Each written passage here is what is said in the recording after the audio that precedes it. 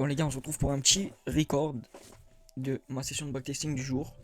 Et ça fait quelques jours que j'arrive plus du tout à me concentrer sur backtester le FX, comme d'habitude sur London, New York, donc ce qui est ma stratégie principale parce qu'on a fait toute la donnée de 2024, tout ce qui est disponible jusqu'à maintenant 2025 on l'a fait, donc j'attends la fin du mois de juillet pour avoir tout ça à backtester.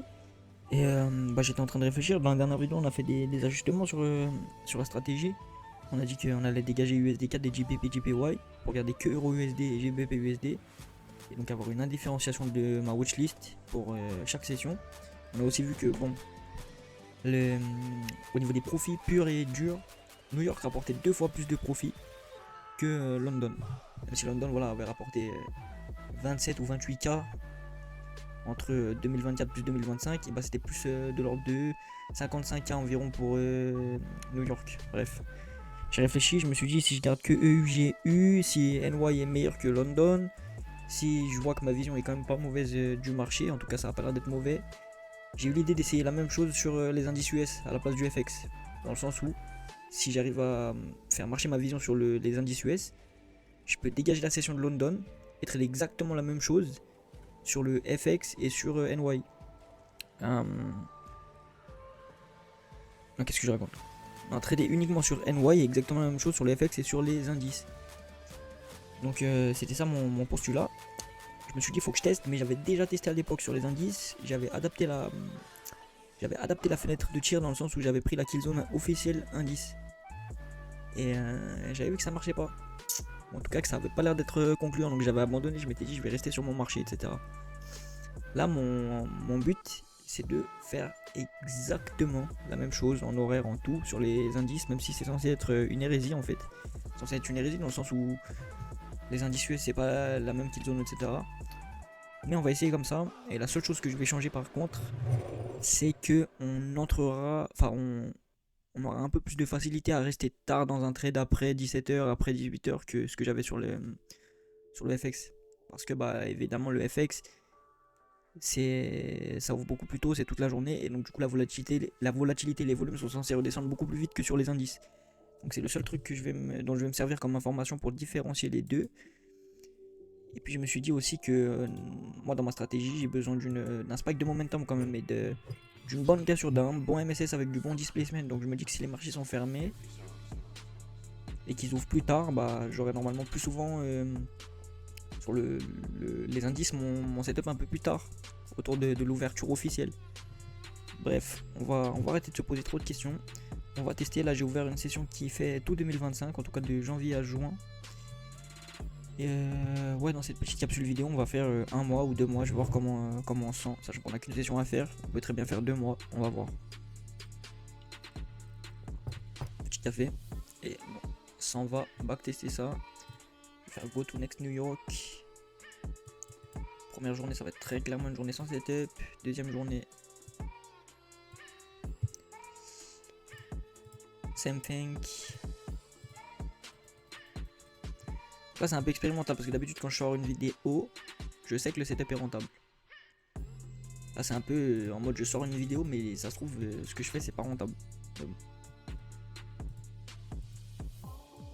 En tout cas, dites-vous que là, ce que je vais faire, ce que je vais expliquer au niveau des price action, les confirmations, tout ça, il y a une chose qui est sûre, si vous savez le faire sur le FX, c'est rentable. Et je l'ai prouvé dans toutes mes vidéos FX.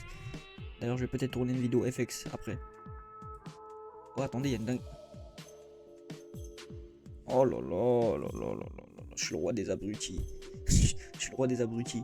Je croyais que c'était micro NAS, c'est micro gold. Je suis obligé de tout supprimer. Oh là là, j'ai tout niqué. J'ai absolument tout niqué. Indice, test. Oh là là là là là là là là. Oh, le pire youtubeur. Ouais. MS, pourquoi j'ai cru que MGC c'était le gold, enfin le Nasdaq. MNQ. Comment j'ai misclick, je sais pas comment j'ai fait en vrai. MLS, MNQ, FX Market, pour regarder les mêmes indicateurs que sur les FX comme on l'a dit tout à l'heure. Je commence de ce jour-là à ce jour-là et je vais mettre 23h. Voilà.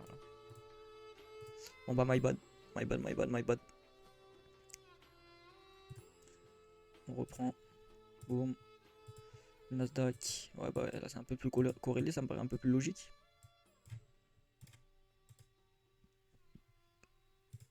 Ok, là y a rien.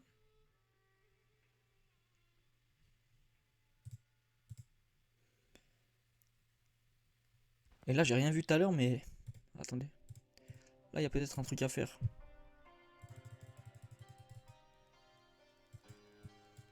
Ouais. Je crois qu'il y a vraiment un truc à faire là en entrant au marché avec 3R. On va faire les étapes du plan. Donc là, du coup, là, dans cette vidéo, j'ai laissé sans faire exprès enfin, sans faire exprès, par flemme, le London. Mais du coup, on s'en sert pas. On se sert que du New York. Le New York Amaterasu. H1 direction. C'est là que ça pêche sur ce setup. Pourquoi? Parce que bah, on est bullish. Mais là, vous voyez cette grosse impulsion baissière. Le problème, c'est qu'il n'y a pas eu d'MSS. C'est ça qui est vraiment chiant. Donc, c'est le H1 direction qui me fait douter. Autrement, on a H1 IRL to URL. Ah, ouais, mais si. H1 IRL to URL, pourquoi? Parce que bah, la théorie du marché, hein, c'est en marché baissier, admettons, on va toujours de faire value gap baissier, donc CB en low résistance, je sais pas pourquoi, je maîtrise pas ma souris. Donc on va toujours de faire value gap baissier en low résistance, enfin en, qu'est-ce que je raconte, en swing low, en sens où le marché pète les swing low et retourne chercher un équilibre dans les VG qui sont justement des zones de déséquilibre et réinviter des acheteurs pour repéter à la baisse. Donc ça c'est IRL to IRL. On voit qu'on l'a ici parce qu'on a deux CB sur le long, on a touché celui-là et on est revenu en OTE de la leg. Ensuite, qu'est-ce qu'on a? On a H1 high résistance to low résistance. Vous voyez qu'en haut, j'ai pas l'impression d'avoir de low résistance. Là, il y avait des high résistance, il n'y a pas forcément énormément à aller chercher.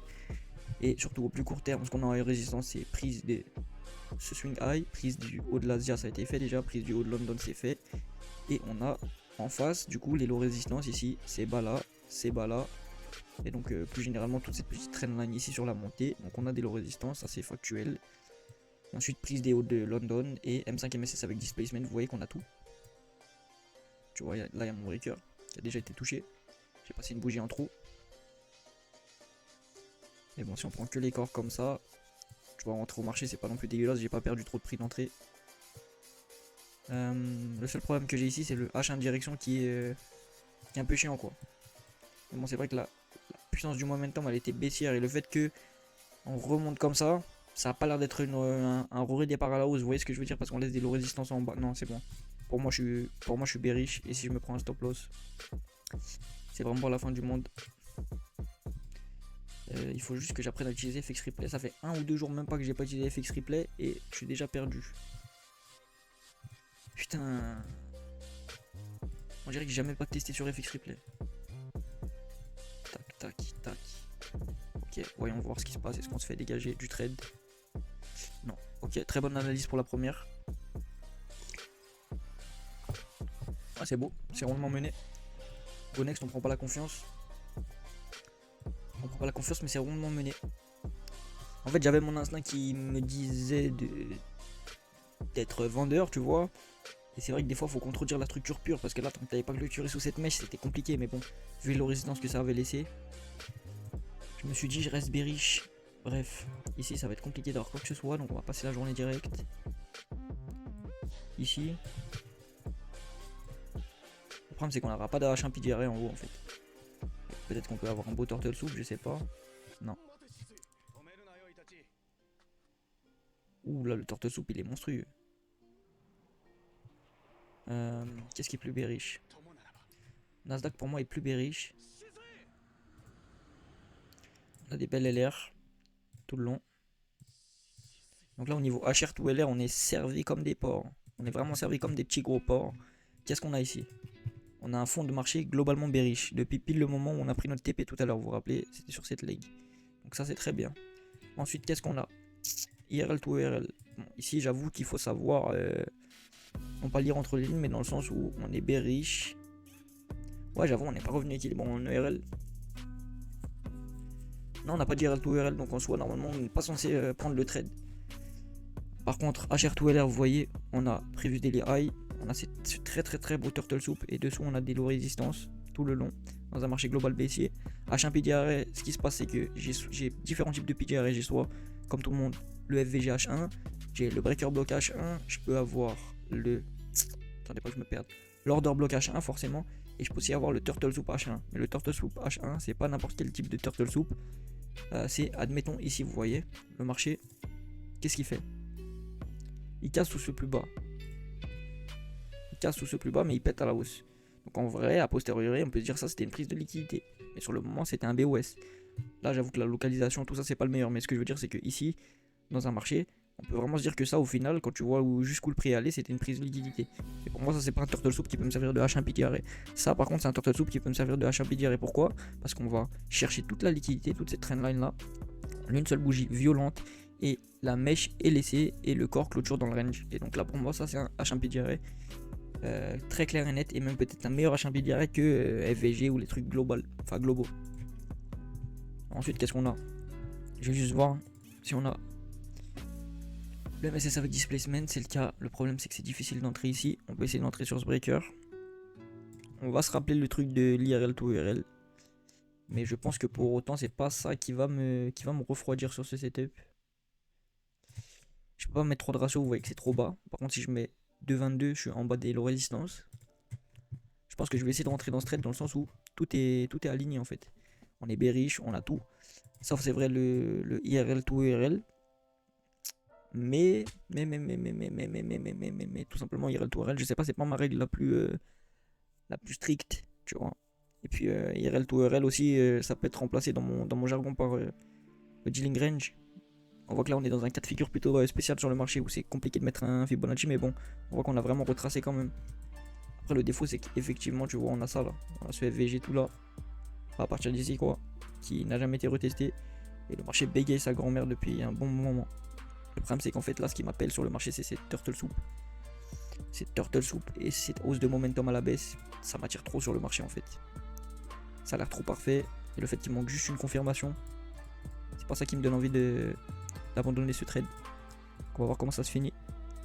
Ok. Ouais.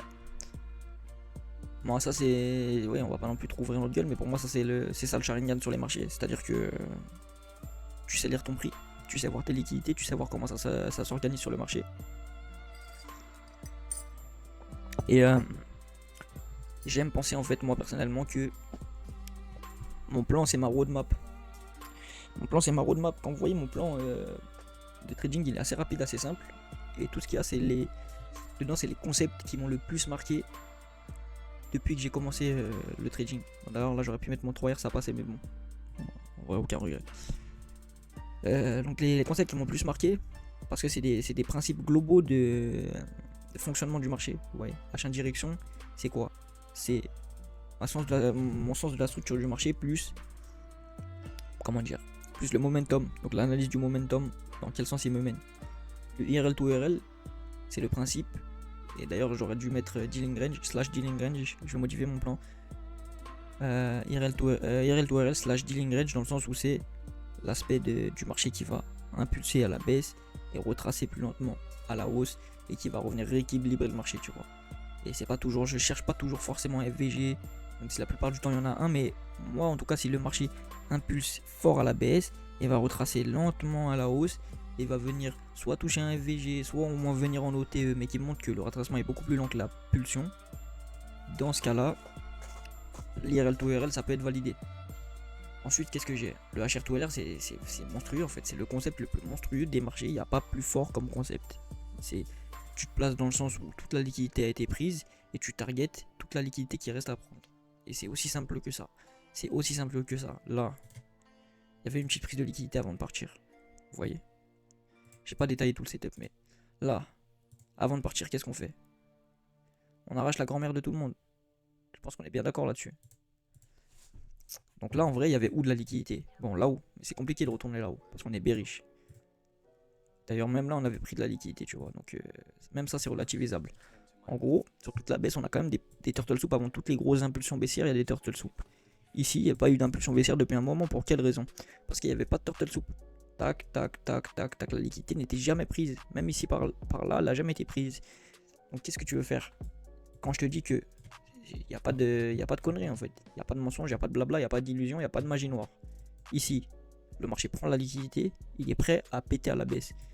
Ici, vous voyez qu'il retrace, il n'y a pas de prise de liquidité. Ici, tac tac, il prend la liquidité, il part fort. Ici, il continue, il stagne un peu, prise de liquidité, il part relativement fort, mais en tout cas il va bien bas. Et ici, tout là, le marché consolide en drapeau dégueulasse, biseau et inversé ta grand-mère. Mais dès qu'il prend la liquidité, c'est là qu'il est prêt à aller enculer des grand-mères à la baisse. Et c'est toujours comme ça. Bref. Je parle peut-être trop, ou peut-être que je me la pète et après je vais me prendre 5 stop loss d'affilée, c'est possible. C'est possible, mais ça m'est jamais arrivé sur l'échantillon de backtest depuis que je maîtrise ce setup. Mais bon, un jour ça va bien m'arriver. J'explicite pas les journées où le profil journalier n'est pas intéressant. Vous voyez bien que ici, comme je vous l'ai dit, la liquidité est prise en haut. Moi, ce que je veux, c'est acheter. Mais même si ça revient ici, dans mes zones, ça fait le setup dont j'ai besoin. Bah, j'ai pas de low résistance en haut. Donc la journée est disqualifiée avant même d'avoir commencé. Ici, le marché est strictement dégueulasse. Ici, le côté de la vidéo est déjà longue. Aujourd'hui, je vais poster juste une vidéo sur le mois de janvier. Et comme ce sera une vidéo super cool, je vais finir le mois de janvier tranquillement. Essayer de voir si je peux avoir un nouveau setup.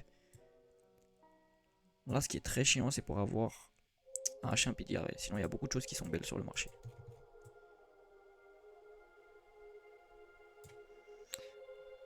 Non, désolé, le marché, je suis bullish. Même si ça opère des cas sur la baisse, vous voyez que le momentum est bullish et que là, on est revenu où?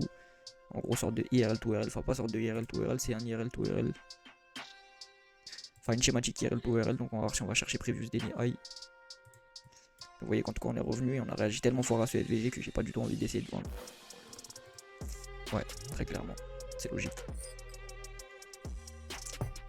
Là, j'ai failli me faire piéger en restant bloqué. Admettons comme ça. En restant bloqué comme ça, tu te dis la dernière leg elle est baissière et là tu as toutes les low résistances. Et donc si tu vas prendre une résistance derrière, là tu cherches un short vers ces low résistances. Tu dézoomes. Toujours en restant sur le H1 de ce que j'ai compris. Pas besoin d'aller au-dessus du H1 si tu as une bonne vision de liquidité. Et si tu as une exécution à 3R en 5 minutes, tu peux aller chercher. Enfin en unité de temps 5 minutes, tu peux aller chercher tes TP. Juste avec la narrative H1. Mais bref. Ici, le marché était parti fort, tu vois. Option fort, retracement lent, prise de liquidité. Potentiel. Même si on n'a pas clôturé dans le range. Retour, invitation d'acheteur dans le busy. Et donc, là. Et tout le monde se fait chlasser. Même s'il y a de low résistance ici, tout le monde se fait chlasser. C'est une lecture subtile des marchés. En tout cas, mon plan il fonctionne. Après, c'est juste que pour utiliser mon plan, c'est pas le plan où les gens vous vendent du rêve. Dans le sens où c'est pas le plan du trading qui est mécanique. Vous voyez? Parce qu'un plan mécanique 100%, c'est très très compliqué sur en vision du marché. Je suis sûr qu'il y en a qui sont rentables, mais bon. C'est sur le long terme, ça va être très très compliqué de rester en confiance et de continuer à trader. Alors que quand tu as un plan avec des choses mécaniques, mais la plupart des choses sont discrétionnaires, mais ton plan c'est une roadmap en fait. Ton plan c'est comme. Je sais pas comment t'expliquer. Ton plan en gros, c'est. Ouais, c'est ta roadmap, c'est ta carte d'aventurier, c'est tes valeurs, c'est tes principes, ton plan en fait. Donc, du coup, tu sais quoi regarder en fait. Ton plan il ne dit pas quoi faire, il te dit quoi regarder. Et normalement, avec l'expérience et l'œil, et en gros le Sharingan, parce que la chaîne elle s'appelle quand même Sharingan Trader en gros, ton plan il te dit quoi regarder. Et normalement, si tu as assez d'expérience et assez backtesté, vu de graphique et tradé en live, là ton Sharingan te dit quoi faire par rapport à ce que tu as vu. Et ce que tu as vu, c'est ton plan qui te le dit. Mais ton plan il te dit pas de quoi faire en fait. Ton plan il dit quoi regarder. En tout cas, c'est comme ça que je le vois à l'heure actuelle. Bref. Ici, est-ce qu'on a quelque chose à faire sur cette journée? Je vais passer une bougie. On peut se tenter un truc, hein, effectivement. On peut se tenter un petit truc. On peut se tenter un trade. Je vais vous montrer. Ici, j'ai mes low résistance. Ici, je viens bouffer les bas de London. Donc j'ai des high résistance. Même si effectivement j'aurais préféré avoir plus de high résistance dans mon cul. J'aurais préféré que les bas de l'Asia aient déjà été un peu graille. Parce que bah du coup là on a des low résistance, vous voyez. Même si ici voilà je vous souligne que là dès le matin on allait prendre la liquidité sous ce petit swing low. Ici on a quand même laissé un peu trop de low résistance à mon goût. Donc ça c'est le défaut du plan. Par contre H1 direction, c'est ce qu'on a vu hier, la veille. Quand j'ai dit que ça allait aller chercher très certainement previous daily high, c'est ce qui s'est passé. En plus ce qui est bien c'est qu'on a déjà touché ce FVG. Même si c'est de très peu, il y a une réaction très forte. Et là qu'est-ce que je vois? Donc H1 direction bullish, H1 IRL to IRL, bah on fait ça. On prend le dernier swing low, c'est celui-là. Boum, boum, on est en OTE dans le FVG H1 que vous voyez ici sous vos yeux ébahis.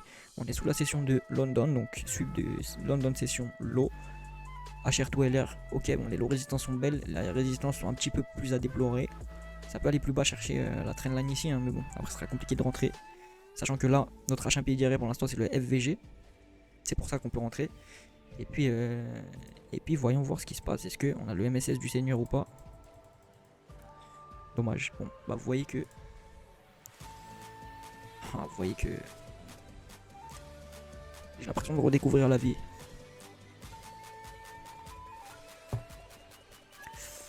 Parce que sur la FX j'utilise ces mêmes méthodes d'analyse. Et j'ai raison.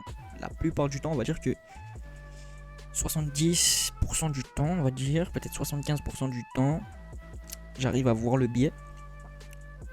Par contre, c'est beaucoup moins souvent, c'est peut-être 30% ou 20% du temps, j'arrive à me glisser dans un mouvement. Et après, dans ce temps-là, il y a beaucoup de fois où je me fais stop loss, évidemment. Là, j'ai l'impression qu'en fait, c'est encore beaucoup plus propre sur les indices. Après, il me semble que c'est quelque chose d'assez connu, ça, que les indices sont plus propres. Mais bon. Et attendez, je vois peut-être quelque chose là. Je vois peut-être quelque chose. Turtle Soup.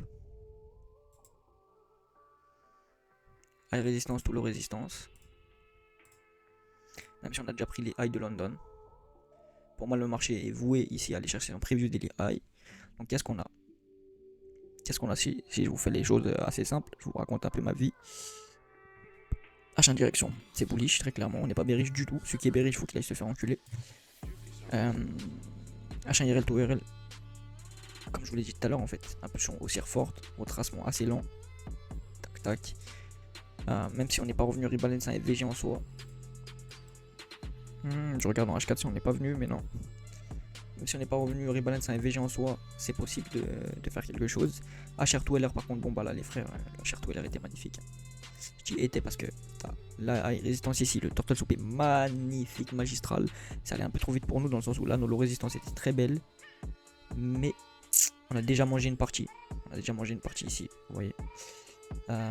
However, si on parle de la prochaine ligne du plan CH1 PDRA, ce que je vous disais c'est que PDRA je pense soit FVG, soit OB, soit BB, soit Turtle Soup ici. On est dans un cas de Turtle Soup H1 PDRA.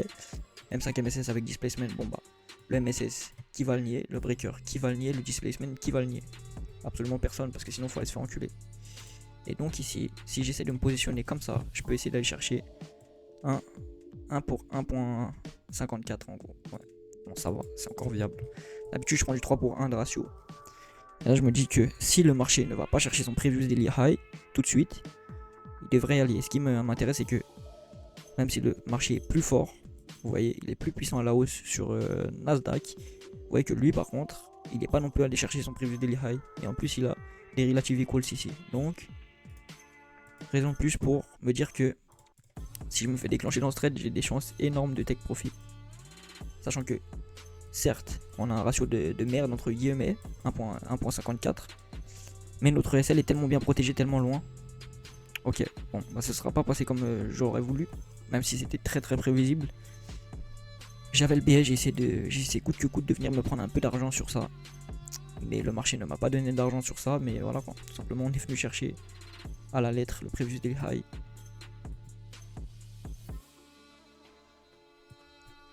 Écoutez, j'arrive sur cette vidéo comme un test. Et je me retrouve avec quasiment des certitudes. Le Sharingan que j'ai développé a l'air de fonctionner sur les indices. Donc c'est cool en fait, parce que si j'arrive à dégager de ma ville la session de Londres, pour faire que de la session de New York, avec juste plus d'actifs, franchement pour moi c'est tout bénef. C'est tout bénef. Ok. Peut-être qu'il va aller me Turtle Soup sous le Previous Daily Low ici. Et dans ce cas là je vais pouvoir essayer d'acheter. Parce que là j'aimerais bien acheter mais j'ai pas de PDRA vraiment beau. En bas. Ouais, non, il m'aura pas proposé ce que j'aurais voulu. J'étais bullish. En plus, je pense que d'instinct, j'aurais acheté Nasdaq et j'aurais été dégoûté parce que regarde, le S&P était beaucoup plus fort. Il est déjà quasiment prévu des highs. Mais j'ai pas eu la possibilité de rentrer, que ce soit sur l'un ou l'autre. Ok. Bon, alors là, si on achète un des deux, c'est le... On voit déjà qu'il y a du SMT divergence de fou. Ici. Tac, SMT divergence clair et net. Si je veux acheter, je vais acheter le plus fort. Si je veux acheter, je vais acheter le plus fort. On a l'eau résistance. Alors là, je vais vous faire le plan très rapide. Je vais vous faire le plan très rapide, mes frères. On a quoi? H1 direction. Celui qui est bearish là sur le S&P 500. Faut qu'il aille se faire enculer. 2. H1 IRL to URL. Ok, je prends mon dernier swing high, mon dernier swing low. Qu'est-ce qu'on fait? On revient en OTE ou dans un CB. Donc on target quoi? Le dernier swing high parce qu'on est bullish. H1, HR to LR. Bon bah là, la liquidité elle est prise. Vous voyez, toutes les sessions du bas ont été prises. Alors que tous les hautes sessions sont intactes. En tout cas sur la journée en cours. Ce qui est dommage, c'est que le prix du daily high n'est pas intact. Ça c'est le seul défaut qu'on a ici sur nos patterns de liquidité. Sinon, on a le pattern donc en H1PTR, pardon, on a le FVG et on a le pattern aussi pas entre guillemets. En plus du FVG, on a le pattern de Turtle Soup. Vous voyez, on prend toute cette liquidité ici des bas de London et par deux fois on revient clôturer dans le range. Donc deux beaux rejets. Et ensuite prise des petits bas de London, ça a été fait. Et MSS avec displacement, ça a été fait. Le problème c'est que on n'était pas là pour rentrer, tout simplement. Je serais rentré ici personnellement. Au 50% de ce FVG ici. Bam, avec 3 de ratio. Voilà ce que j'aurais fait. Donc on va voir si ça aurait fini en TP. Moi j'ai pas pu rentrer. Ou alors on va voir si peut-être on va reprendre la liquidité. Ou faire un pattern qui me permet de rentrer quand même. Ok. Ok.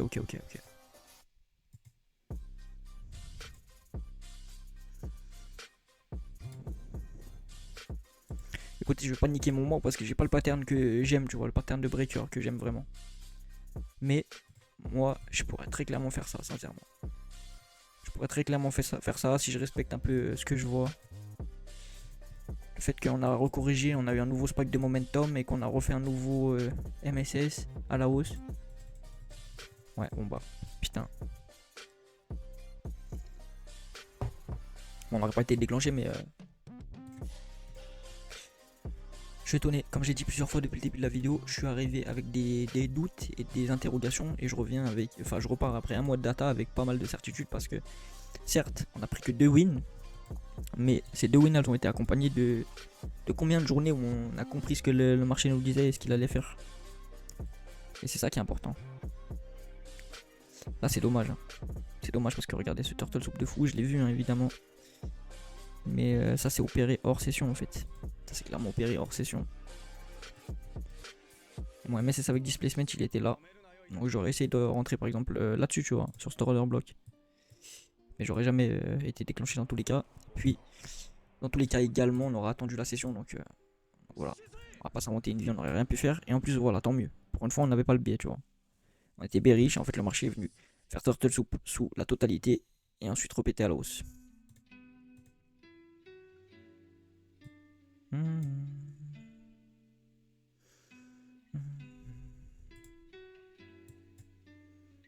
Ouais, j'ai envie de faire quelque chose. Hein.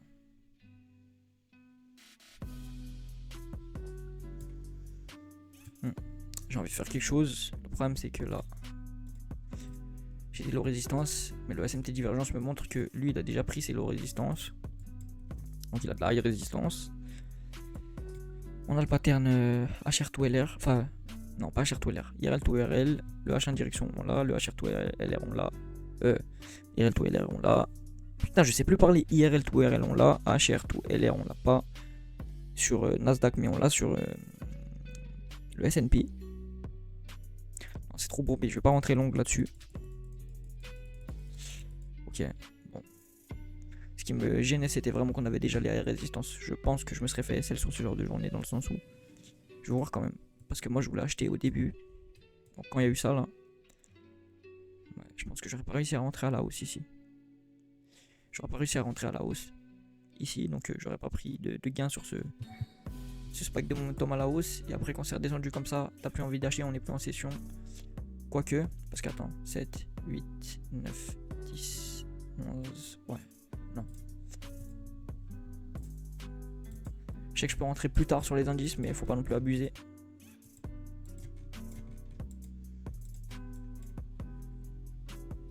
Ouais, donc on va mettre next day. Et on va mettre fin à cette vidéo parce qu'elle est assez longue et que je perds totalement en lucidité après un petit peu trop de temps à traiter. On aurait pu finir le mois à 12 000, mais on le finit à 10 500, c'est magnifique.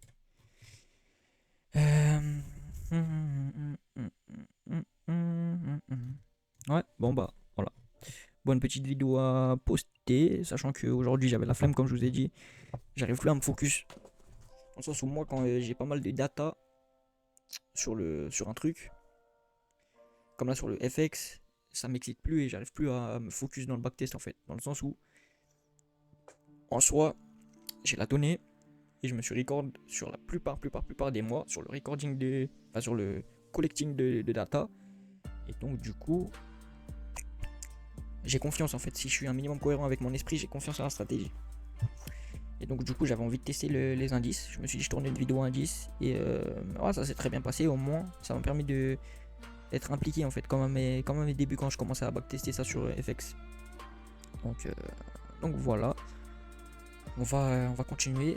Je vais faire au moins tout 2025 avant d'essayer d'appliquer la stratégie en live sur les indices. On va pas abuser, c'est pas parce qu'on a fait 2 gains qu'on est les boss de Paname. Même si je pense sincèrement que la vision de Sharingan est applicable sur les marchés indices, sur la session de New York, sans changer, en changeant absolument quasiment rien par rapport au FX. Donc ça c'est très encourageant. Sachant que évidemment notre meilleure session c'est New York, même sur les FX, notre session New York elle est meilleure que les indices.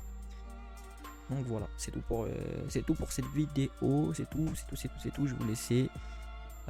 Puis voilà, on verra bien si quelqu'un regarde ou pas. En tous les cas, moi je pense que je vais la regarder un de ces quatre. Et puis voilà, bonne journée. Bon entraînement.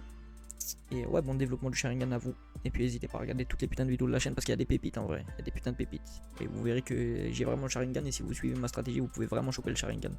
Juste que ça demande du travail et de l'expérience. Mais bon, il n'y a que sur cette chaîne, à ma connaissance, parce que j'ai quand même consommé beaucoup de chaînes de trading. À ma connaissance, il n'y a que sur cette chaîne que vous avez ce niveau de qualité, en tout cas dans le fond. Dans le fond, la forme c'est un peu différent, tu vois, c'est moi qui parle, je suis pas non plus le meilleur orateur, je pense. Mais dans le fond, quelqu'un qui vous montre le plan, plus qui vous l'applique en live comme ça sur un backtesting sans triche, sans raw uncut, sans rien, sans bullshit, sans blabla. Même si là je suis en train de faire du bullshit et du blabla. Bref, à ma connaissance, il n'y en a pas, voire très peu. Donc profitez-en en fait. Et voilà, on se retrouve demain normalement pour le prochain record.